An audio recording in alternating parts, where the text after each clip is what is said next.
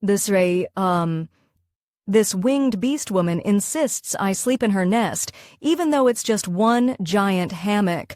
Welcome to the world of science fiction.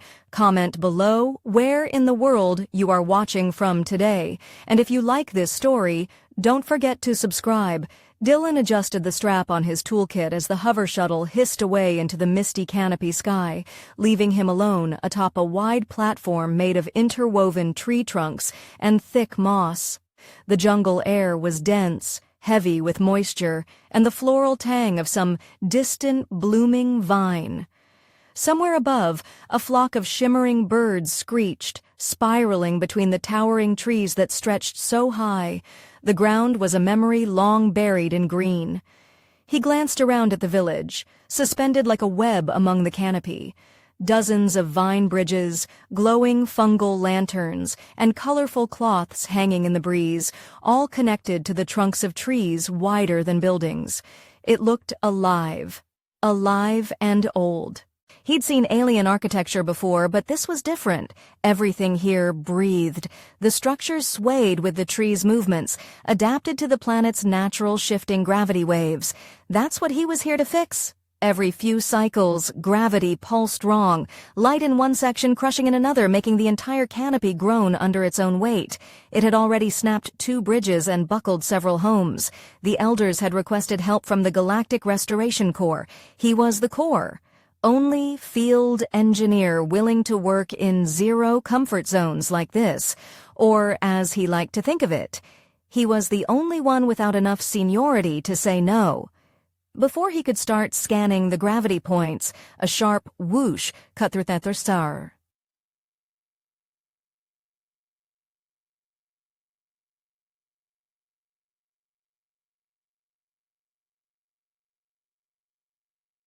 Something massive soared down from above. He stepped back instinctively as a tall figure landed on the platform before him, wings wide and glinting with silver and navy specks in the filtered light. She was broad-shouldered, furred in rich honey gold with a wild cascade of dark feathery hair trailing down her back. Her wings rustled as she folded them neatly behind her, and her expression was somewhere between amused and unimpressed. Brown eyes met his, measuring an alert. "You're the fixer." Her voice was smooth but carried the slight rumble of someone used to giving orders. "Engineer Dylan Rourke. I specialize in structural stabilization, gravity field recalibration, energy mapping, and a diplomacy when necessary." He extended a hand, which she ignored in favor of studying his face more closely. "I am Alexis," she said simply, then turned and began walking toward one of the wider vine bridges without asking if he'd follow. "You'll be staying in my nest." "I what?" Dylan blinked. "There's no guest quarters or—" "We don't sleep in boxes," she replied over her shoulder. "You're here to help, you'll sleep like one of us." He jogged after her, boots careful on the thick braided vines. "Look, I'm not trying to disrespect customs, but wouldn't it make more sense for me to have a separate space? Tools, equipment, gravity sensors, they're delicate. I might need to work at night." She glanced back at him with a slight smirk. "You'll have all the space you need. It's a big nest." That answer didn't help. They crossed 2 more bridges, passing several locals along the way. Most had wings, some smaller than hers, others barely functional. All of them gave him curious glances, some amused, others neutral. No hostility. That was good. But still his stomach churned. He'd survived solo assignments on ice moons and asteroid belts, but nothing quite prepared him for the idea of sharing a hammock with a stranger who had claws and wings and called it a nest. They arrived at a large platform where an enormous hammock stretched between 4 tree limbs. It was made of vines, colorful fabrics, large feathers, and something that looked like woven moss padding. It swayed gently with the motion of the trees, a quiet creak sounding every few seconds as it adjusted with the wind. At the far edge, a slanted canopy of giant leaves covered one side like a roof. It was surprisingly elegant and terrifying. Alexis climbed into it with practiced ease, settling into one side and spreading her wings slightly to make room. "Come." "Come where?" Dylan asked. "To bed." He coughed. "I mean, not in that way." She blinked once. "You humans are odd. You fear closeness." No, we have personal space. Boundaries. Alexis patted the hammock. The nest is not about closeness. It's about trust. You trust the branch not to snap. You trust your wingmate not to push you off. If you cannot even sleep beside me, how can we build anything together? Dylan frowned. You're saying this is a trust thing, not a comfort thing. Both, she said, but mostly trust, and the comfort comes faster if you stop squirming. He sighed and set his bag down at the edge, testing the hammock's stability with one foot. To his surprise, it held his weight smoothly, adjusting without jerking. Carefully, he settled on the opposite side, giving her as much room as possible. See? She said, closing her eyes and folding her wings around her shoulders. Not so bad. I'm not used to this, he muttered, laying flat and staring at the stars peeking through the jungle canopy. Usually, I get a cot, a tent, or the floor of a broken outpost. You've never had feathers before, she said with a lazy grin. You'll sleep better. He wasn't convinced. The hammock rocked slightly with every movement, and her tail occasionally brushed his leg when she shifted. Her breathing was slow and steady, but every time she rolled even a little, the whole nest dipped toward her side and tugged him along. After the third time nearly colliding with her wing, he grunted and gripped the edge. You keep rolling into me. I haven't moved. You're literally on your side, facing me. Perhaps it is you who rolled toward me. Nest me. He let out a quiet groan and rolled to face the other way. This was going to be a long night, but despite himself, as the wind rustled through the camber prr, the hammock gently rocked, he realized something strange.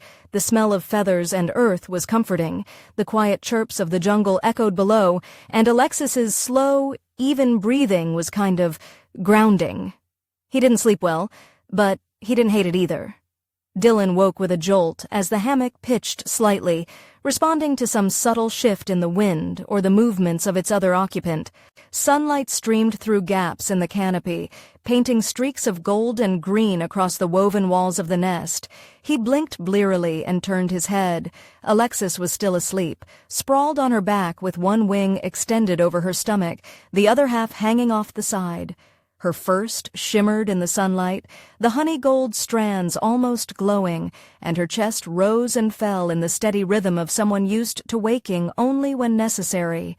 He had to admit she looked more peaceful now than she had at any point yesterday. The sharpness in her eyes was gone, replaced by the kind of softness he'd only glimpsed when she'd first mentioned trust. Not that he was getting sentimental.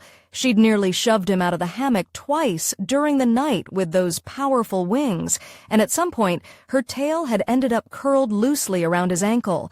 He'd been too exhausted to untangle it. Carefully, he pulled himself to a sitting position, trying not to jostle the entire nest. The last thing he needed was to wake her and have to explain why he was sneakily extracting his leg from under her tail. Once upright, he retrieved his scanner from his bag and climbed to the edge of the platform outside. The view from up here was incredible. Layers of jungle sprawled out in every direction, trees thick as buildings and taller than most towers back home. The village stretched along the canopy in all directions, connected by vines and living bridges. He spotted movement far below, massive creatures slowly walking beneath the tree roots, tails swaying. Every inch of this place seemed alive, interconnected. His first priority was locating the fault lines in the gravity patterns. The last report from the village elders had mentioned sudden shifts during high winds, especially at dawn and dusk. Dylan set his scanner to wide area sweep and began packing along the perimeter, checking the tension in the anchor points where the vines met the massive tree trunks. The readings confirmed it. Gravity here surged unevenly, almost like tides. Whatever caused it, the tree structures were compensating naturally, but only up to a point. The reinforcements the tribe used, feathers, resin, flexible stone, were ingenious, but they couldn't account for the increasing instability. If the tide spiked mid-cycle, it could tear an entire cluster of platforms off the tree. He just started logging the data when he heard a low voice behind him. "You snore when you're dreaming about work." He turned to see Alexis stepping out of the nest. One wing still stretched lazily behind her. She rubbed her eyes with the back of her hand and yawned, a flash of sharp canines visible. "Do you always wake before the sun finishes rising?"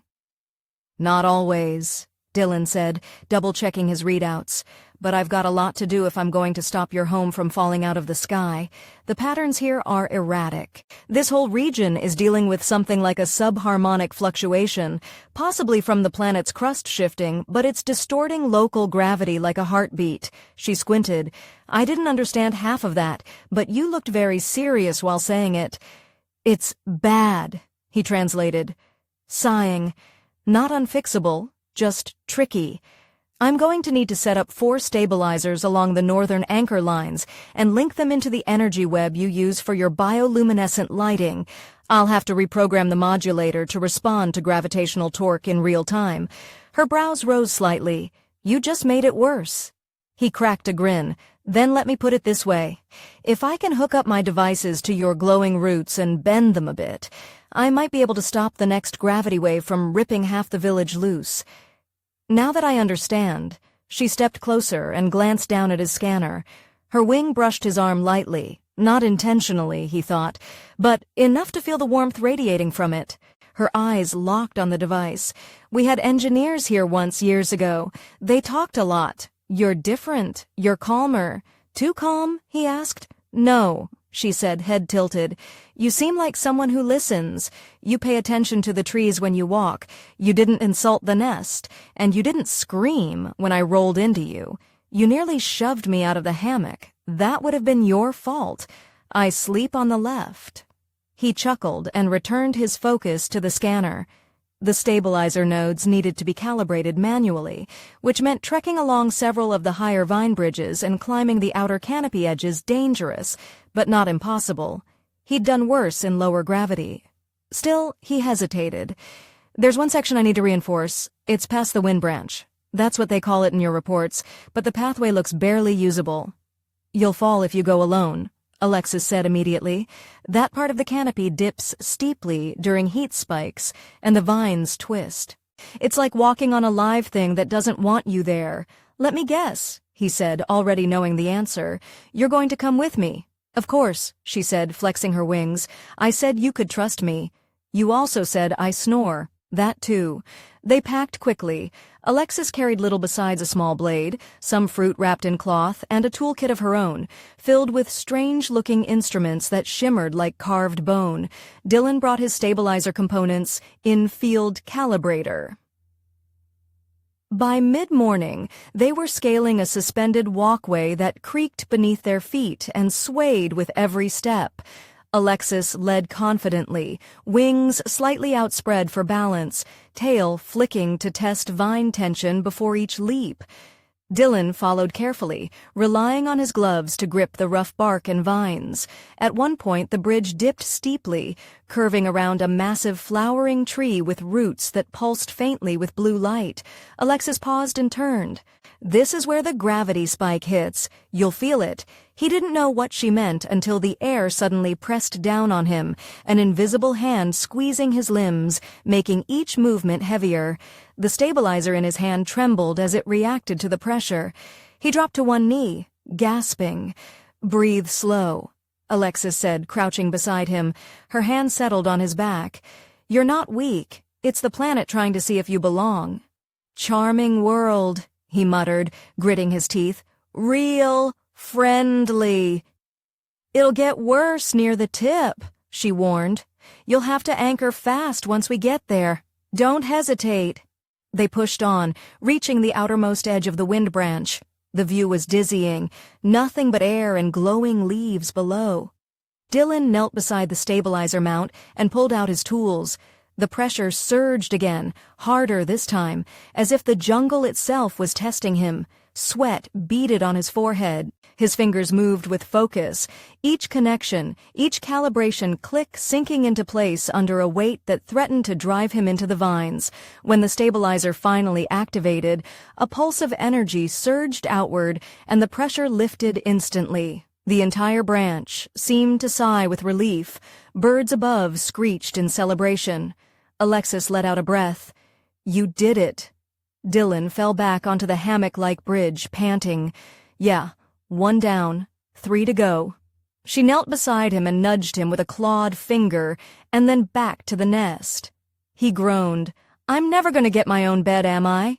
"No," she said with a small smile, "but you might grow to like mine."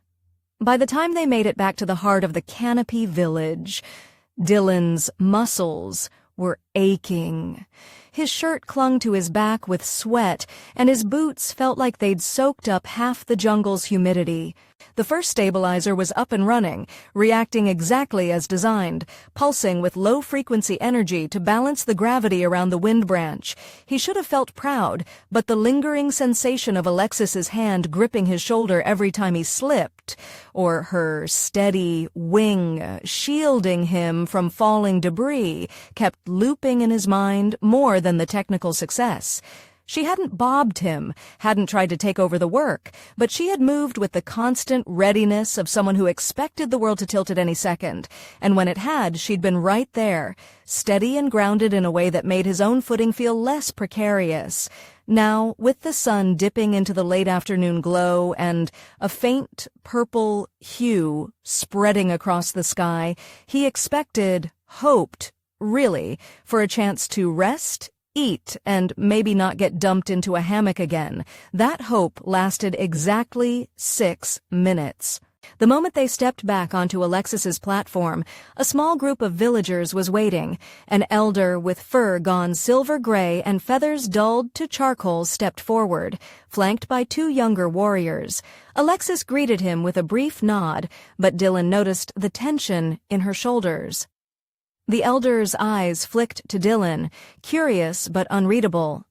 "You've already begun repairs," the elder said, voice low and rough like worn bark. "Impressive." Dylan nodded politely, still catching his breath. "1 stabilizer's active. The readings are steady for now, but we'll need to install 3 more in key areas to keep everything balanced when the gravity wave hits again. I've mapped the paths. We'll need help carrying components and scaffolding for the northern slope." The elder nodded again but didn't respond. Instead, his gaze turned to Alexis. "You've taken him into your nest." Dylan immediately felt the heat rising in his face. "Wait, it's not like that." She said it was a trust thing, cultural, I didn't realize. "It is," the elder interrupted, still watching Alexis. "But our customs are not mere habits. They speak of bonds, trust, intention. You've accepted him." Alexis didn't hesitate. "He's my wingmate. He sleeps in my nest. He fights beside me. He does not flinch." Dylan opened his mouth, then closed it again. That sounded way more committed than he remembered agreeing to, but interrupting now in front of everyone felt like the wrong move. He could feel the eyes of the gathered villagers on him, reading every twitch of discomfort like a sacred scroll. Alexis stepped forward, brushing his arm with her wing as if it were the most natural gesture in the world. The elder inclined his head slowly. "Then we will speak no more of it, but understand this outsider. If you leave before the work is done, if you break the bond before the nest is whole, the insult will not be forgiven." Dylan nodded, choosing his words carefully. "I'm not going anywhere until the village is safe. I don't break what I build." That answer apparently pleased the elder.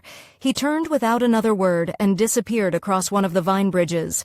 The crowd dispersed shortly after, leaving the 2 of them standing alone in the fatting light. Dylan turned to Alexis. That was intense. Was that some kind of public declaration? Because it sure sounded like a vow. "It was an affirmation," she said simply. "You share my nest. That means you are part of my clan, at least for now. That brings responsibilities, expectations. Such as? Don't fall, she said, starting toward the nest again. Don't make me look like a fool, and don't ever, ever tell the elders you don't like the hammock. He groaned. I never said I didn't like it. You've said it with your face loudly. That night dinner was a mix of dried meat, sticky sweet root slices, and a fermented fruit paste that Dylan was pretty sure could knock out a small animal. They ate together on the edge of the platform, watching the stars slowly emerge between the canopy gaps. Alexis chewed thoughtfully, her gaze tracking the distant streaks of migrating sky serpents far above. I wasn't trying to trap you, she said suddenly. About the nest. I know, Dylan replied, and I get it. This is how your people do things. I'm adapting. She tilted her head, studying him. You don't feel trapped. He let the question hang in the air for a moment, then shook his head. Not by you. Maybe by the situation. I came here thinking it'd be another job. Set up some stabilizers, get a quiet bunk, leave in 2 weeks. Instead, I'm balancing gravity fields while sleeping beside a winged warrior who calls me her nest mate. And that's bad. No, he said honestly, just unexpected. Alexis didn't press the issue. Instead, she stood and stretched her wings wide, the feathers catching the starlight. She stepped into the nest and lay back with a sigh, motioning for him to follow. Dylan hesitated only briefly before joining her, sinking into the hammock's soft sway. For a while, neither of them spoke. The jungle hummed with life, the rhythm of distant insects and tree creatures weaving a lullaby that neither needed to understand. Eventually, Alexis rolled slightly toward him, not close enough to touch, but enough to bridge the space between strangers and something else. You didn't flinch when the branch buckled, she said softly. You just dug in and finished the work. I've been through worse, he murmured. Besides, I had backup. She made a quiet sound that could have been a laugh. You keep this up. I might have to admit I'm starting to like you. He turned his head toward her. Only starting. Don't push your luck, nest mate. And then she smiled, just enough to crinkle the corners of her eyes. Dylan closed his eyes, the sway of the hammock easing the tension from his body. The day had been long, the next even longer, but something had shifted tonight, some invisible thread weaving through the vines, drawing them a little closer. For the first time since arriving, the nest didn't feel foreign. It felt like a beginning. The next morning arrived with a thrum in the air. Dylan sat up in the hammock, blinking against the sunlight filtering through the canopy. Alexis was already gone. Her scent lingered faintly in the fabric beside him, earthy, sharp, and faintly sweet, like rain on dry leaves. He stretched slowly, every joint in his body protesting from the climb the day before. The nest rocked gently beneath him, tied to its anchor points with braids of vine that creaked softly in the wind. From below, distant animal calls echoed up through the trees, strange harmonics woven into the jungle's constant hum. It was never truly silent here, but it was never chaotic either. Just alive. He found her near the southern platform, crouched in conversation with another beast woman smaller, with light tan fur and bright blue eyes. They spoke in hushed tones, wings occasionally shifting as they gestured toward the horizon. Dylan didn't understand the language, but something about Alexis's expression was different. Not fear, but tension, alertness. She glanced up when she saw him approaching and stood in one smooth movement. "You're up later than usual," she said, her tone casual, but laced with something harder. "Didn't realize sleeping next to you required a schedule," he replied, rubbing the back of his neck. "Everything okay?" Her companion dipped her head slightly in greeting and took off with a beat of her wings, disappearing above the treetops. Alexis watched her go, then turned back to him. Scouts saw smoke beyond the west ridgeline. Could be from hunters, could be from the rogue wing. Dylan frowned. "You mentioned them before. Who are they exactly? A splinter group, she said. They believe the village's bond with outsiders weakens us, that using your machines, your tools, will erode the strength of our ancestors. They fled the nest generations ago. But they come back sometimes stealing resources, attacking supply lines. Last season, they clipped the support vines to a hatchling nest. Dylan exhaled sharply. They tried to kill kids. They don't see it that way, she said. They think we're traitors to the old ways. He looked toward the treetops where her companion had vanished. You think they'll come here? Maybe. Maybe not. She narrowed her eyes. But we can't wait for certainty. If they come during a gravity surge, with the stabilizers incomplete, the whole structure could collapse. He nodded slowly. Then we work faster. The second stabilizer was to be placed near the eastern spire, a thinner tree with fewer platforms and older vine work, less traveled and more fragile.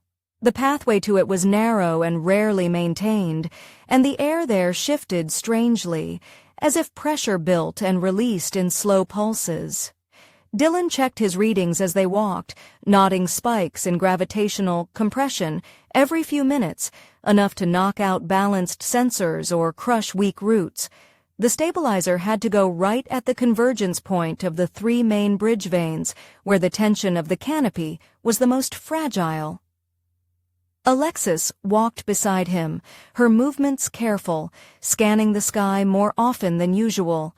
She carried a short spear this time, the kind made from compressed bone and resin, not ceremonial, practical, ready. Dylan set up the stabilizer at the edge of a wide crossing. The vines swayed underfoot as he adjusted the energy couplings, muttering calculations under his breath. The gravity field had already begun to warp the platform slightly, curving the vines in unnatural ways. His fingers worked fast, anchoring the base with magnetic clamps, reprogramming the pulse regulators to match the gravity signature of the first stabilizer. Alexis paced the perimeter, her wings half spread, head tilted slightly with every shift in the wind. She wasn't distracted. She was hunting for signs. He was halfway through aligning the energy cores when the vines beneath them suddenly snapped tight and the stabilizer shook in his hands. A cry echoed through the trees, a shrill, descending whistle that didn't belong to any jungle creature. It was answered by a second, closer this time. Alexis was already moving, wings flaring wide as she crouched beside him. Get it? Active? Now. He didn't argue.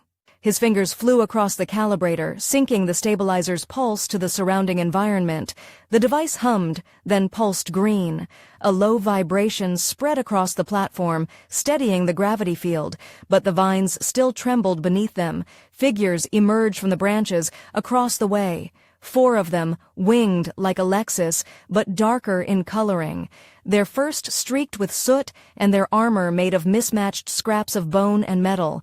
They carried crude weapons, blades, slings, and one had what looked like a jagged spear with electrical coils wrapped around its tip. They didn't charge immediately. They stood at the far end of the bridge, watching. One of them stepped forward, spreading his wings wide. "You've brought him deeper," the leader said in their shared tongue, his voice sneering. "You share the nest with a human now."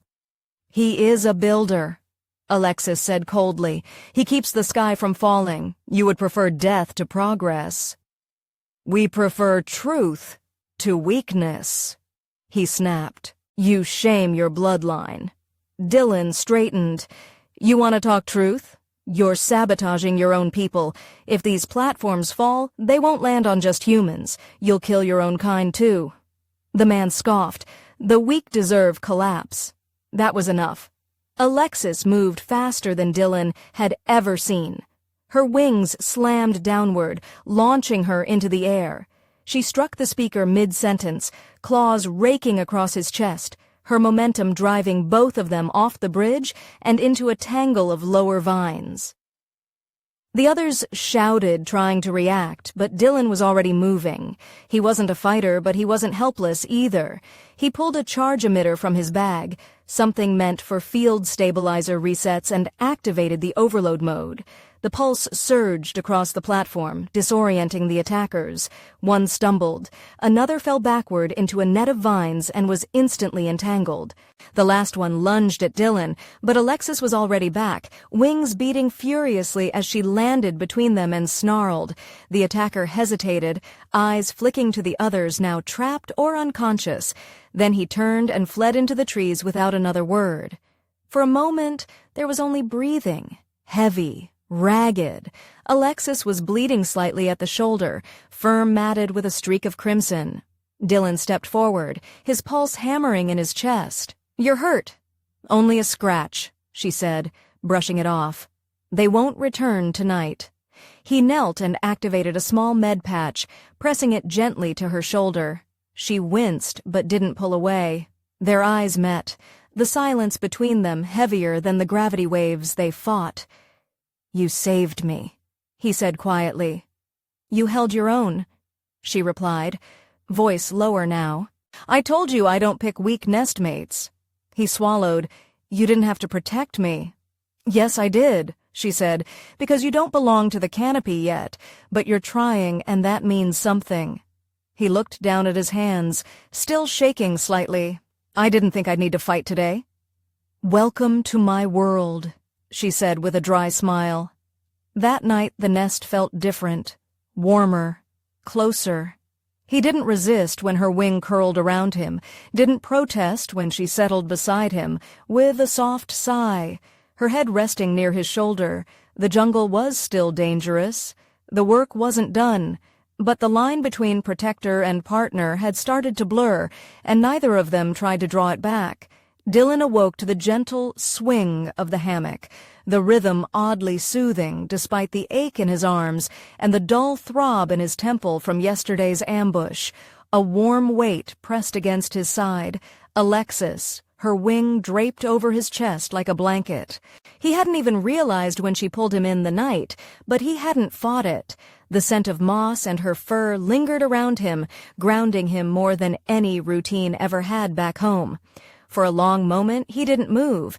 He listened to the far-off cries of morning flyers, the rustle of dew-heavy leaves, the groan of old wood shifting under a world's gravity. The jungle was already stirring, and so were the problems waiting just outside the nest. Alexis stirred as he shifted beneath her.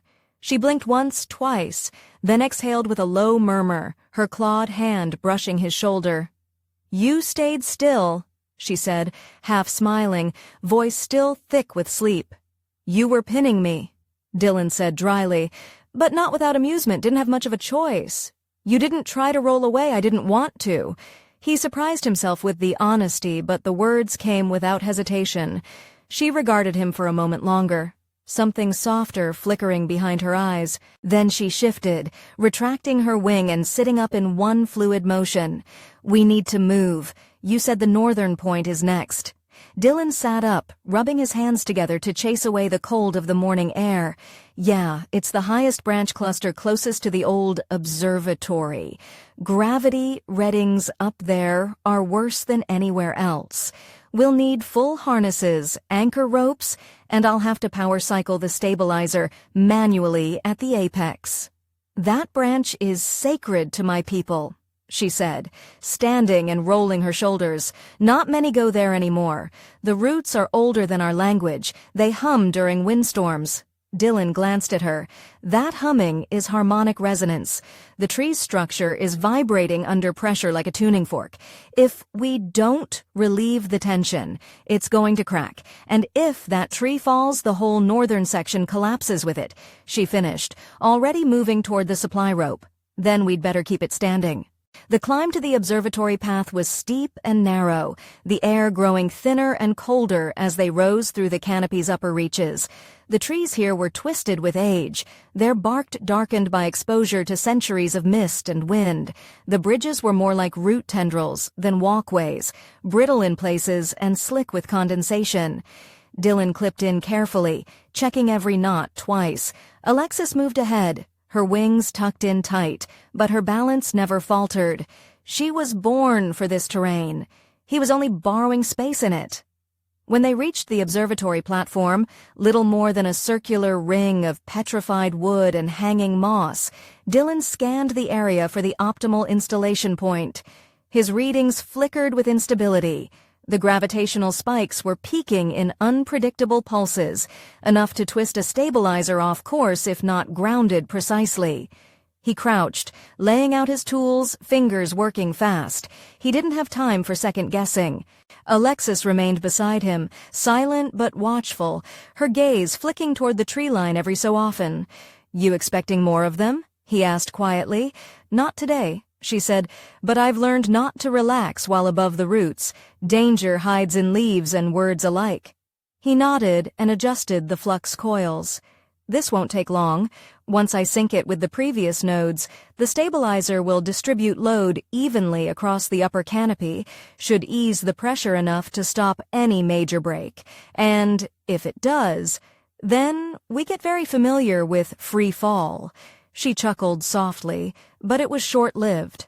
As Dylan keyed in the activation sequence, a deep vibration rolled through the branch beneath them, not the smooth resonance of wind or shifting wood, but something tighter, more violent. He cursed it under his breath. "It's buckling already, I need to." Before he could finish, a sudden snap echoed through the platform. A long vine supporting the observatory's edge gave way with a violent jerk, sending the entire structure tilting to the left. Dylan's toolbox slid toward the edge. He dove, grabbing it with one hand, the other clinging to the stabilizer casing to keep from falling with it. Alexis was already moving. With a single leap, she grabbed the broken vine, looped it around a nearby root, and anchored it to her waist. Her wings beat furiously against the air as she strained against the pole, dragging the entire edge of the platform back into balance, long enough for Dylan to finish the final calibrations. His hands moved fast, sweat dripping into his eyes, the stabilizer pulsing with unstable energy beneath his palms. One wrong surge, and the entire branch could snap free. "Hold it steady," he yelled. "I am holding it steady." She growled back. A final click, the stabilizer surged blue, then green, locking into rhythm. The humming stopped. The tension in the tree eased, the vibration falling silent. The entire branch settled slowly into place like a sleeping beast, exhaling for the first time in hours.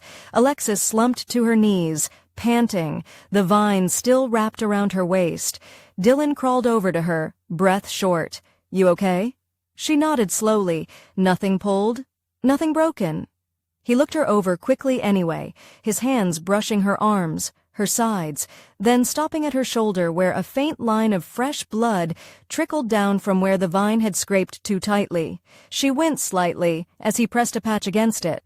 "That could have gone worse," he said. "It always could," she replied. "But you didn't panic. You stayed focused." "I had someone to impress." Her eyes softened. "You already did. You built something the trees accepted. That's rare."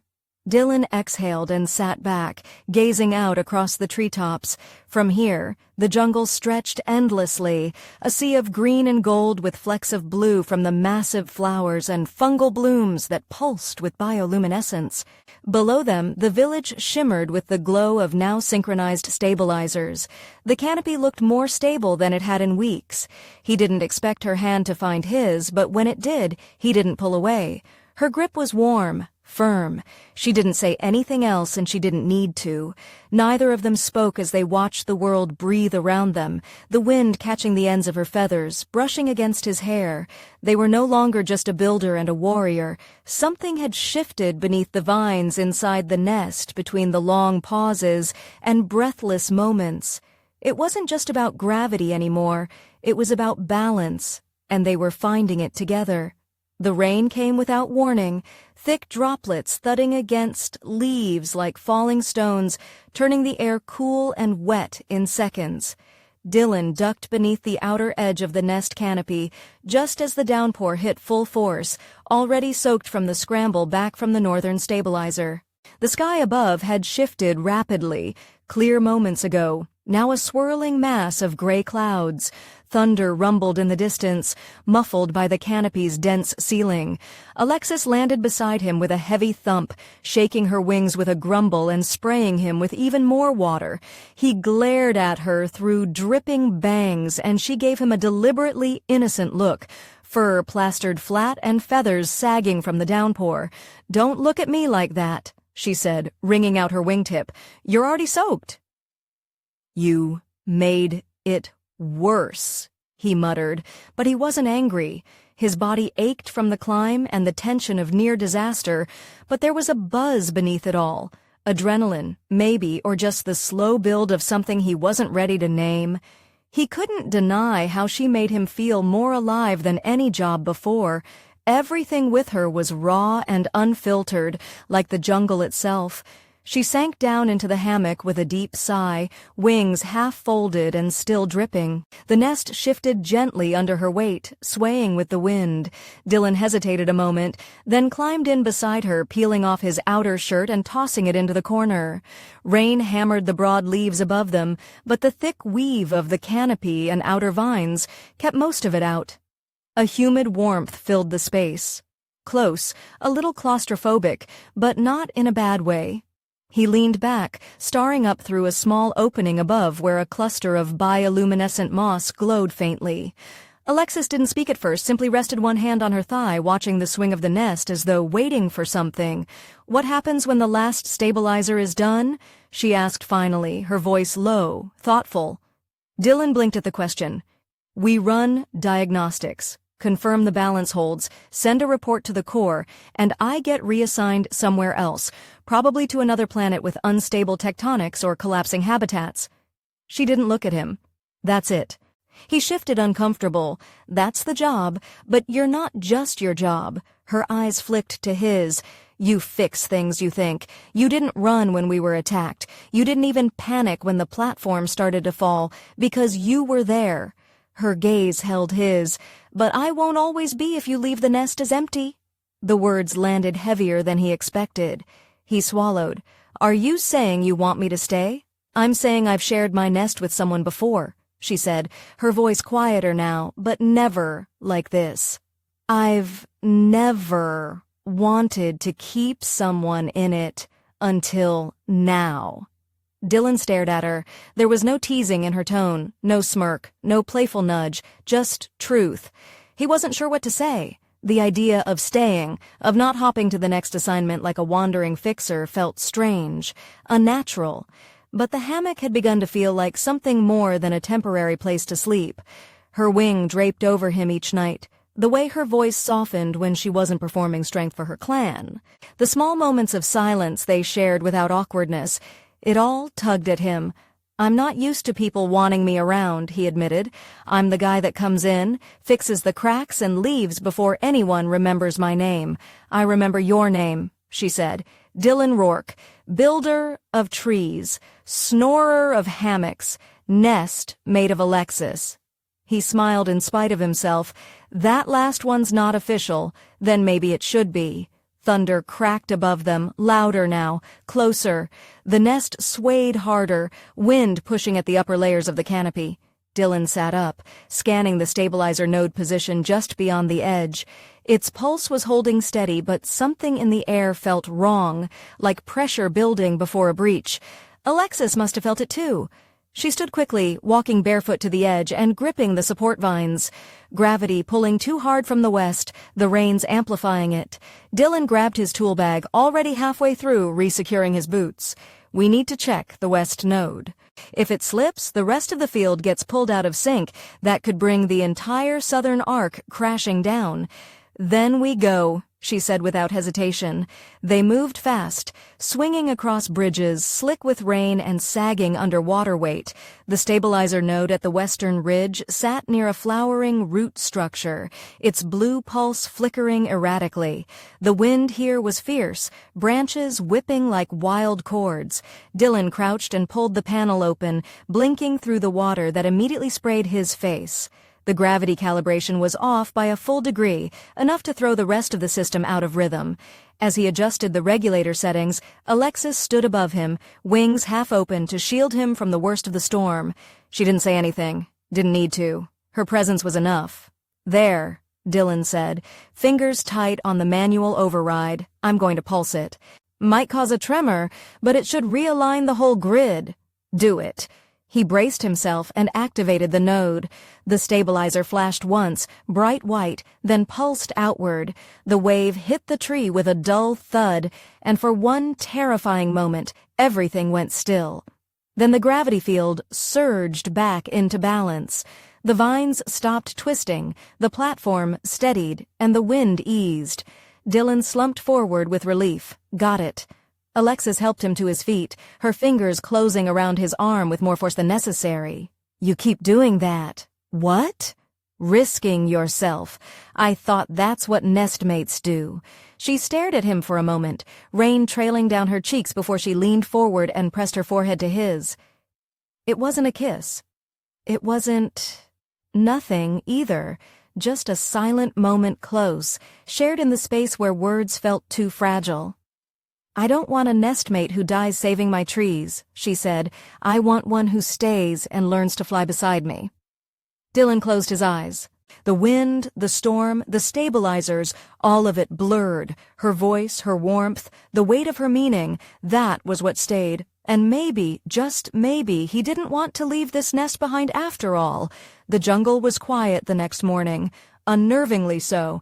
Dylan sat at the edge of the nest, legs dangling just above the lower canopy, watching thick strands of mist slither between the branches like slow-moving rivers. It was the stillness that unsettled him more than the chaos of the last few days. No bird calls, no flutters of wings, not even the distant creak of the stabilizers adjusting to the weight of the waking forest. Just silence and the occasional crack of a branch settling. He tapped a finger nervously against his scanner, checking system sync for the third time. Everything was balanced. The stabilizers were in perfect harmony now, each one transmitting back a stable gravitational field and counterwave. The net held. The village floated, quite literally, on the edge of equilibrium. And yet, Dylan couldn't shake the feeling that something was coming. Behind him, Alexis stirred in the hammock, wings rustling as she stretched. Her hair, still tangled from the storm and sleep, tumbled across her shoulders in feathery coils. She padded barefoot toward Reem. Settling on her haunches beside where he sat, she followed his gaze, her eyes narrowing. "You feel it too," she said without needing to ask. "Yeah," Dylan muttered. "It's like the forest is holding its breath." Alexis grunted, softly. "It's waiting." "For what?" She didn't answer, and that silence confirmed his fear. It wasn't just a natural shift. Something external was moving. Maybe the rogue clan. Maybe worse. Dylan stood and grabbed his gear, slinging the lighter field pack over his shoulder. "I want to do a manual sweep of the South Arc. The readings are clean, but I need to be sure." "I'll come with you," she said instantly, already reaching for her own gear. "You don't have to hover over me every second," he said, half joking. "You're mine," she said with simple clarity. "You build, I protect." He didn't argue. There was something reassuring about her presence, even if her definition of partnership leaned more toward warrior bonded than romantic tension. Although he had to admit, the lines were blurring every time she looked at him a moment too long or brushed past him with that familiar lazy smirk that held more behind it than she let on. They crossed the canopy quietly, moving across bridges now drier from the post-storm sun, the woven vines in bark creaking softly underfoot. The air smelled of wet moss and ozone, charged from the previous day's pulses. Dylan ran diagnostics on the way, keeping one eye on the path and the other on the field reader in his hand. The stabilizers were holding, but he didn't trust the stillness. Alexis walked ahead, wings half folded, her claws light on the vines but always ready. She sniffed the air now and then, pausing to study a rustled leaf or a bent branch. She was tense, too. By the time they reached the South Arc, Dylan had already found what he feared most. Not a stabilizer malfunction, but signs of sabotage. One of the anchoring vines had been sliced, not frayed by weather or overuse, but cut clean. The kind of cut you only got from a sharpened blade. He crouched, fingers tracing the edge of the cut. "Rogues?" he asked. Alexis crouched beside him. "Not local. The rogues don't move this quietly. They'd have left a challenge or a sign. This is a scout." Dylan stood slowly. A scout for what? Something worse than rebellion. They didn't speak for a long moment. Dylan adjusted the stabilizer's anchor manually, reinforcing it with an emergency loop of hardline cable and securing the base with a magnetic clamp. It wasn't elegant, but it would hold for now. By the time they returned to the central nest, the elder was waiting for them. His expression was grim, wings folded tightly against his back. He looked older today, the weight of leadership pressed deep into the lines of his face. "They came last night," the elder said. While the rain covered their scent, a scout breached the northwest perimeter and tried to disable the main pulse relay.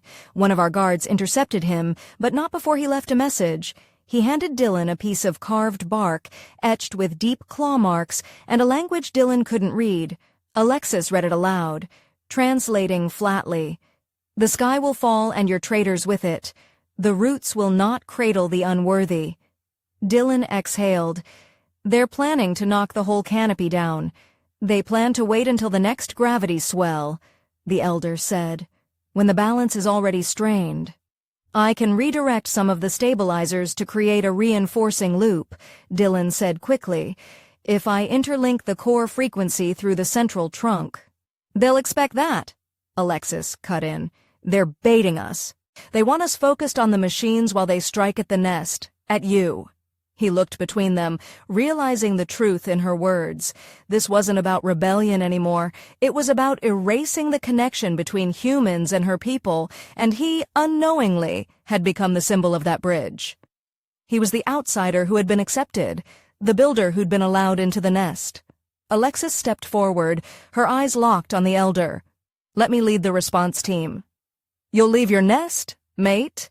the elder asked. "She won't," Dylan said. "I'm going with her." Both stared at him, surprised. "I've climbed more of this jungle in a week than most of your fighters do in a season," he continued. "I know the stabilizers better than anyone. I can help defend them, and I'm not hiding in this nest while others bleed for what I built." Alexis's expression was unreadable. Then slowly she nodded. "Then you stay beside me. No lone hero moves, no wandering off." "Deal," he said.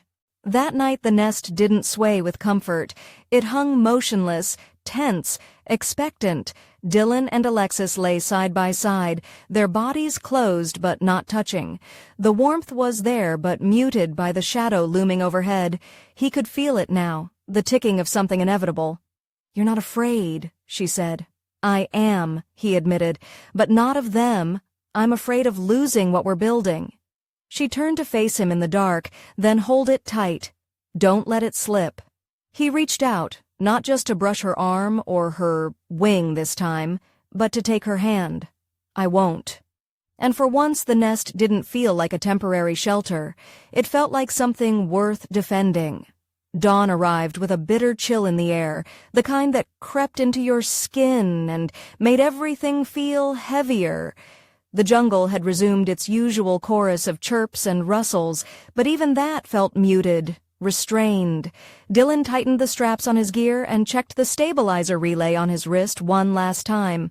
Each node pulsed a healthy blue, their sync lines holding steady across the map. On the surface, everything looked stable, but it was only a matter of hours before the gravity tide shifted again, and if the enemy was going to strike, they'd do it during the surge when the entire village would be at its most vulnerable. Alexis hadn't spoken much since they'd left the nest at first light. Her body was tense, her gaze constantly scanning the canopy around them. She carried her spear slung across her back now, but Dylan had seen the way her fingers stayed close to it with every step. She was in full warrior mode, and yet there was something more behind her silence this time, a quiet intensity that made it harder for him to look away. They moved swiftly across the platforms, joined by 2 other members of her clan, both live, quiet with wings smaller than hers, but eyes just as sharp. Dylan didn't ask their names. There wasn't time for pleasantries.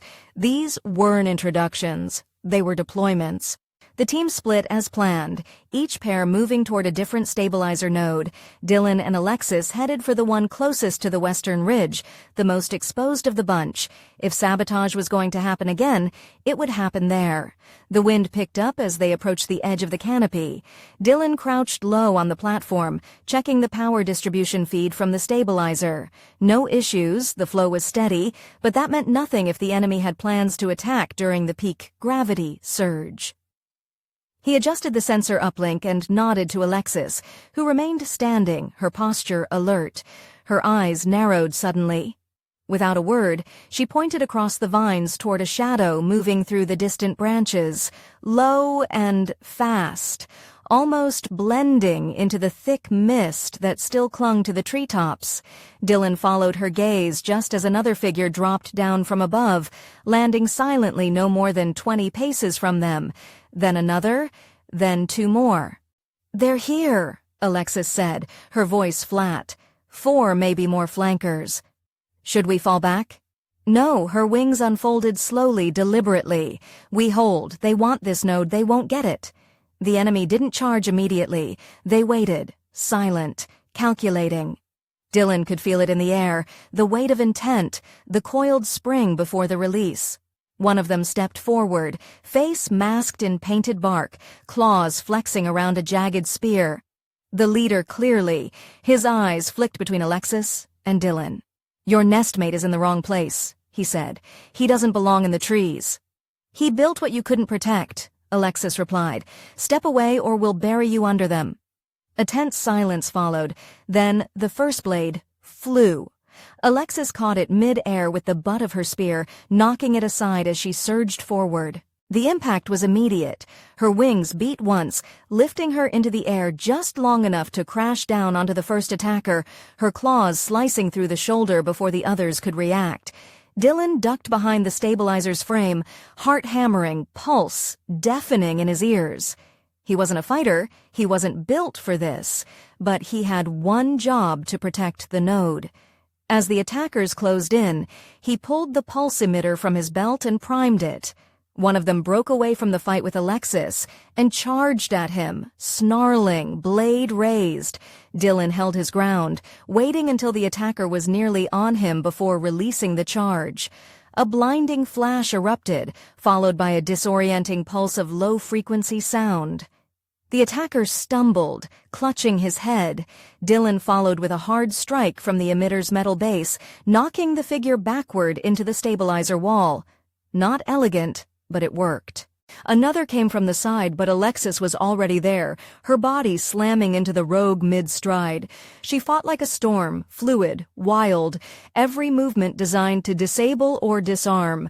Blood sprayed across the vines as she twisted, disarming one, knocking another into the edge of the platform. Dylan covered the stabilizer, hands flying across its interface to boost its shielding. A sudden surge from the gravity tide caused the vines beneath them to sway violently. One of the saboteurs tried to exploit it, lunging forward, but Dylan kicked out instinctively, catching him in the thigh. The man crumpled sideways, and Alexis finished the job with a swift, brutal jab of her spear's hilt. When the last rogue fell, either unconscious or fleeing, silence returned. The only sound was Dylan's labored breathing and the crackle of static from his scanner as the gravity pulse began to rise. The tide was coming. "We have to reinforce now," Dylan gasped, already moving. "If they damaged the anchors while we were fighting." "I'll cover you," Alexis said, blood running down her arm but her stance unshaken. Dylan dropped to one knee and pulled open the stabilizer's side panel. The damage was minor. A cut line, easily patched. His fingers worked quickly. He sweat mixing with the blood on his forearms, adrenaline numbing everything except the urgency in his chest. The surge rolled through the jungle like a tremor, branches swaying harder, vines pulling tight. But the stabilizer pulsed blue, still online. Still holding. He let out a breath, slumping back. That's 3 attacks in 2 days. They won't stop, Alexis said, wiping her blade. They know you're the keystone now. If they break you, the rest will fall. Dylan looked up at her. Then they've already lost. She stared at him, surprised. You believe that? I do now, he said. I used to think I was just here to do a job, but this place, it means more than that. I've built things before, but I've never belonged to what I built. She stepped closer, wings folding in slowly. And now I don't want to leave. Her expression softened, the hardness of battle draining from her eyes. She reached out, brushing the back of her hand against his jaw. Then, don't. He stood slowly, closing the panel and stepping toward her until they were only inches apart. You said nestmates don't run. They don't. Then I won't. Her forehead touched his again, no longer a silent question, but an affirmation. The war wasn't over. The threat still lingered, but in this moment between the pull of the vines and the weight of the air, they were solid. Together, the jungle was darker than usual. As evening fell, shadows layered over one another so densely, it felt like the trees were holding back the last of the light. Dylan stood near the main trunk, watching the stabilizer pulses sink across the canopy map on his handheld. Each pulse had a rhythm, a timing like a heartbeat, and for the first time since he'd arrived on this planet, all of them beat in harmony. The rogue interference had failed, none of the nodes had been lost, and the village still stood suspended in its woven arches of vine and branch. The repairs held even under pressure. Still the silence in the trees felt off.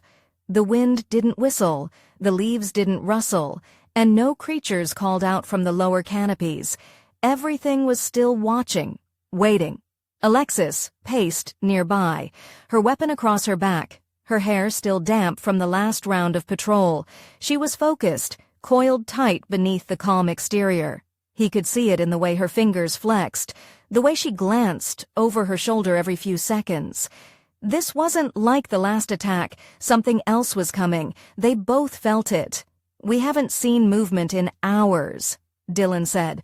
That's not a good sign. No, it's not, Alexis replied. They're regrouping, waiting for the surge to start. That's when they'll come again. He checked his map again. The gravity swell was predicted within the hour, a large one, bigger than any of the recent ones. If it hit while the canopy was under stress from an attack, it could unravel the whole balance he'd fought to build. All the reinforcement nodes were in place. The systems were armed. Everything they could do had been done. Now they had to survive it. Alexis stopped packing and looked at him. You should go to the high nest. It's safer. The platform there is reinforced with old bone struts. The weight balance won't shift during the swell. He stepped toward her and shook his head.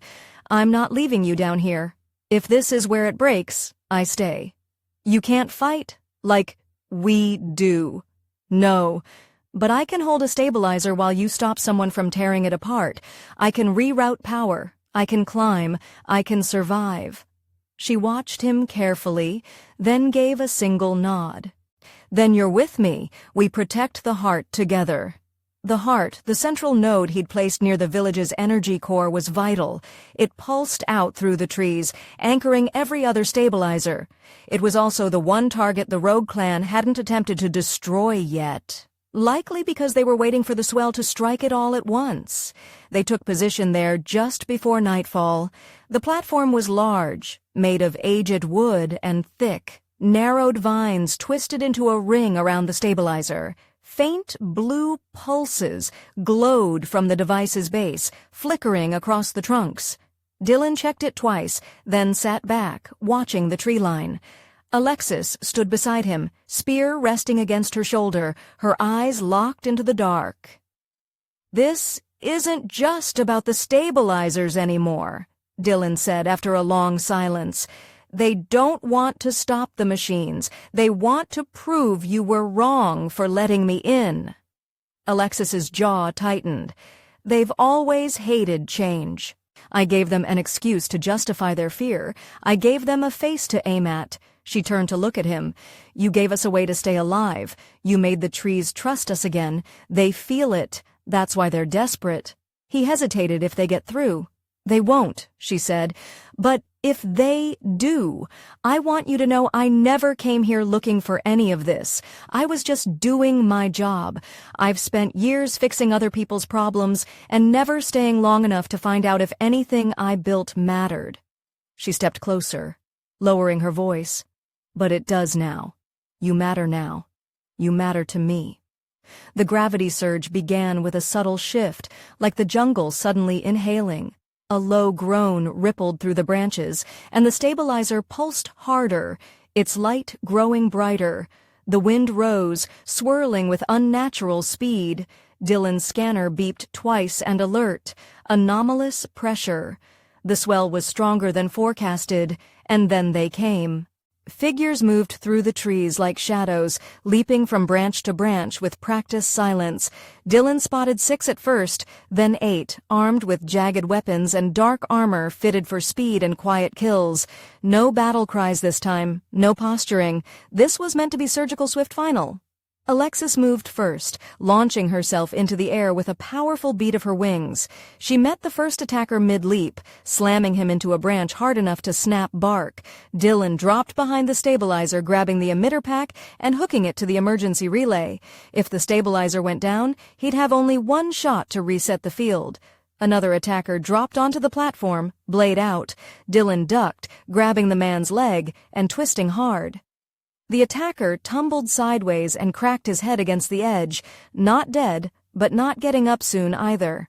Another figure landed near the stabilizer, striking for the power core. Dylan tackled him, driving both of them into the support vines. The attacker fought back hard, landing a blow to Dylan's ribs. Pain shot through his side, but he held on, using the stabilizer housing as leverage to roll the man off the edge of the platform. A scream cut through the air, followed by silence. Above, Alexis fought like a storm, wings slicing through air, her spear cracking bone, her growls echoing across the canopy. Dylan saw her take a hit to the shoulder but keep going, her eyes wild and locked on the next threat. 2 attackers tried to overwhelm her from behind, but she twisted mid-air, slamming both aside with her wings. One fell limp immediately, the other crawled back into the shadows. Dylan crawled to the stabilizer, fingers flying across the controls. One of the gravity pulse lines had fractured from the impact. He patched it with the override relay, diverting power just as the swell peaked. The platform shuddered, vines creaking, trees groaning, but the field held. More figures approached, but fewer now, retreating beaten. When it was over, Alexis landed beside him, breathing hard. Blood streaked across her jaw. She dropped her weapon and crouched next to him. "You're bleeding." "Just a scrape," he said, panting. "I think might be bruised pride." "You held the line." "So did you." She leaned closer, pressing her forehead to his. "Then the nest still stands." He smiled, despite the blood on his lips. "Yeah, it does." The jungle exhaled again, this time in relief. The gravity pulse softened, the wind slowed, the silence faded, and for the first time Dylan felt like he had roots. The next morning broke warm and bright, as if the jungle itself was finally able to breathe without fear.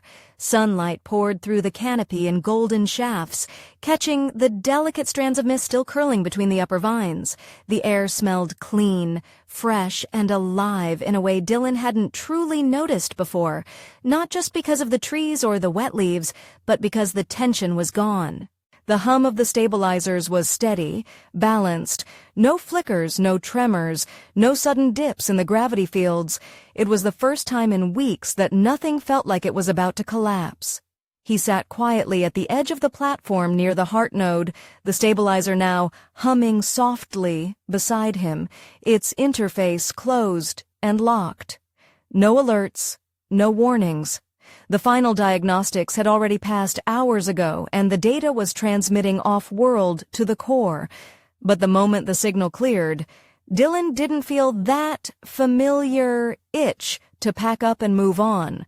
He didn't want the next assignment. He didn't even want to check the next ticket in the queue. He just wanted to sit here and listen to the jungle breathe.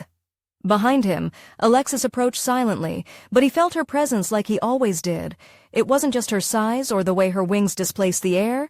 It was the way the space shifted when she was near, as if the world made room for her. She knelt beside him and stretched out her wings, warming them in the morning sun. She didn't speak right away, and he appreciated that. They said everything that mattered during the fight. Now they could just be. "You fixed the forest," she said eventually, voice softer than usual. "You held it long enough for me to finish the job," Dylan replied. "We both kept it standing." She nodded slowly. "The elders want to honor you. They're preparing a ritual offering." "I don't need a ceremony," he said with a faint smile. "Just wanted to build something that mattered and not see it fall apart the moment I turned my back. You built more than stabilizers." Her gaze turned to him. "You built something inside me too, something I didn't know I was missing." He looked at her, surprised by the vulnerability in her tone. "What?" "A reason to want more than duty, more than patrols and old expectations. I was proud to be strong, to protect what I was given, but you showed me what it feels like to protect something I chose." Dylan didn't know how to answer that right away. A part of him had been afraid to hope for anything more than partnership in the technical sense. She was fierce, untouchable in ways her life so different from his, but somewhere between the first awkward night in her nest and the final blow, struck on the platform. Something real had grown between them, something mutual, equal, a kind of balance he hadn't expected. "I used to think I didn't belong anywhere," he said finally, "but now I don't want to belong anywhere else." She leaned in, pressing her forehead gently to his like she had during the battle, but this time it wasn't about promises or shared strength. It was something softer. Her claws slid around his hand, steady and sure. Her wings folded in close, enclosing them both in a warm, golden space that felt like the center of the world. He closed his eyes and leaned into it, letting the silence wrap around them. After a long pause, she pulled back slightly and said, "You'll stay then?" He didn't hesitate. "Yes, not just to monitor the stabilizers, not just to sleep in your hammock. I want to stay because I want to be with you." She grinned that rare, wide smile that lit up her whole face. "Good, because I've already told the elders your mind." Dylan blinked. "Told them what?" "That you're not just a guest, that you belong in the canopy, that you're bonded." He stared at her, stunned, and then laughed deep and loud and real. "Do I get a say in that?" "You said yes," she said, utterly serious, but with that teasing edge in her voice. "So now you're stuck forever." "Worst trap I've ever walked into," he muttered, shaking his head. She rose and held out a hand. "Come on, nestmate. The village is waiting. We saved them. They want to feed us until we can't move." He took her hand without hesitation, letting her pull him to his feet. "Fine, but I'm not eating anything with feathers." "I'll protect you," she promised, "from the food and from everything else." As they crossed the platform together, side by side, Dylan felt something shift inside him, something subtle, yet lasting. This wasn't just the end of a mission. It wasn't just the moment the jungle was safe again. It was the end of drifting, the end of passing through life like a stranger to the places he touched. For once he was part of something, not just a fixer, not just a man with tools and scars and a job. He was hers, and she was his. By the time they reached the central clearing, the village was already gathering, lining the bridges and platforms with bright cloths and flowers woven from jungle vines. Lanterns lit with soft bioluminescence glowed like stars between the branches, and at the heart of it all was the nest, their nest swinging gently in the breeze, waiting for them to return. Dylan squeezed her hand and whispered, "Let's go home." And together they stepped into a life they'd built not just with tools or weapons, but with trust, sweat, and something deeper neither had been looking for. Love that had grown quietly like roots in the dark, now breaking through to the sun.